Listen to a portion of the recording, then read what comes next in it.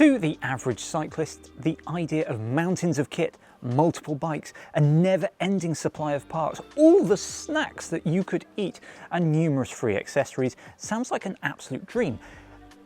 But what if you got a bike that you really hated? Or how about some kit with a horrendous design? You're paid to use it, so what do you do if you genuinely hate it?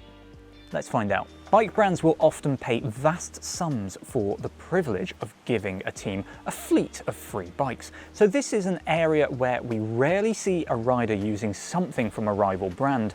That's not to say that there haven't been some notable tantrums thrown over the years, and sometimes you get a rider having a good old moan about their team bike as they head to a rival team.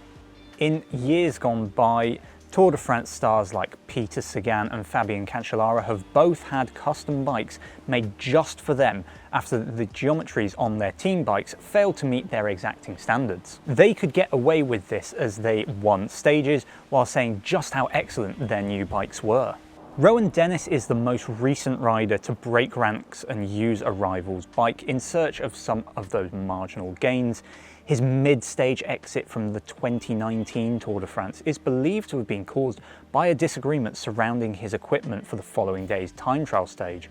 Dennis was apparently unhappy about the bike, skin suit and helmet that his team had provided and chose to let them know of his displeasure with an 11th hour exit. To be fair to Dennis, he then jumped back on his old BMC TT bike and won the World Championship time trial. So it can't have been bad. Quite a lot of the time, the clothing that brands make available to you and me isn't what the pros get. Brands often make lightweight garments just for the pros, as they know that the durability of these items wouldn't be good enough for the mass market. This includes putting mesh panels on bib shorts, making jerseys that are all but see-through, and designing very simple race mitts that simply feature a faux suede palm stitched to a mesh back. A number of clothing brands will also make custom sizes for each individual rider, so you won't find too many instances of riders complaining about their jersey and bib shorts. As we move to some of the more technical pieces like jackets, the riders can be a little fussier. The year that Castelli released the Gabba jacket, the peloton changed into a black mass of unbranded riders anytime the weather was expected to be foul. Each rider saw the advantage of being warm while maintaining breathability and being relatively aero.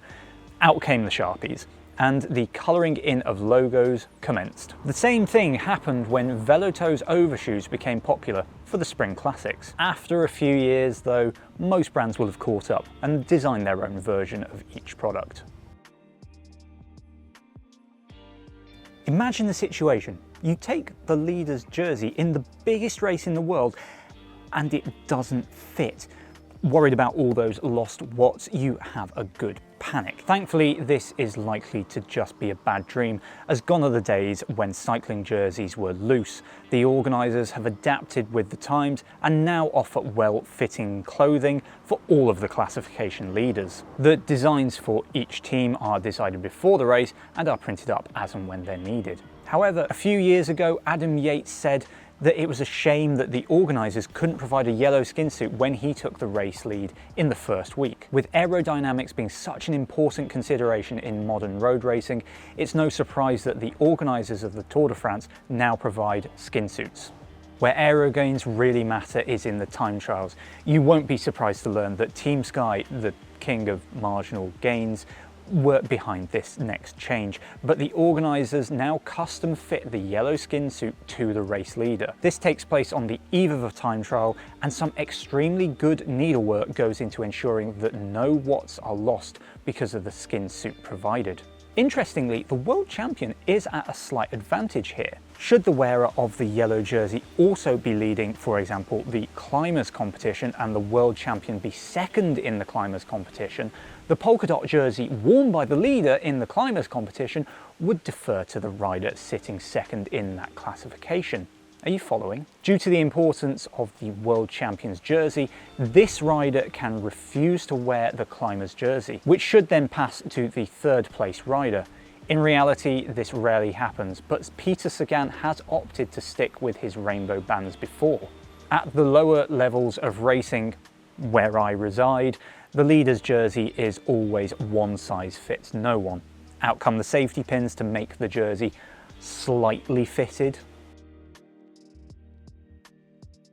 One area where we see a lot of electrical tape covering a non-sponsor correct item is the components. Saddles, wheels, stems, pedals, and even parts of the group set get quietly brushed aside in favour of something lighter, stiffer, more comfortable, or simply something that works. We've seen this in recent editions of the Tour de France. Van der Poel last year made changes for the TT, which included a host of non-sponsor correct parts. The team couriered a Princeton Carbon Works Blur 633 rear disc 900 kilometers for the TT and paired it with an Aerocoach AOX Titan front wheel. These replaced his sponsored Shimano and Pro wheels. Van der Poel was also using the Aerocoach Ascalon extensions in place of the standard Canyon cockpit, and the team didn't stop with his bike. The Laser Volante helmet replaced his usual ABUS, and Aerocoach / no pins overshoes were selected over the regular Callus overshoes. At the Tour previous, Primoz Roglic and his Jumbo Visma teammates were often spotted using Karima front wheels, their Shimano Dura Ace front wheels deemed too heavy for the job. For many years, sprinters like Cavendish, Sagan and co could be found using Zips SL Sprint Stem as they found it to be stiffer than their sponsors' offerings. And after riding their saddles at Liquigas Cannondale, Italian GC rider Vincenzo Nibali has stuck with Physique as his choice of perch. A few years ago, his mechanic would try to hide logos with a permanent marker.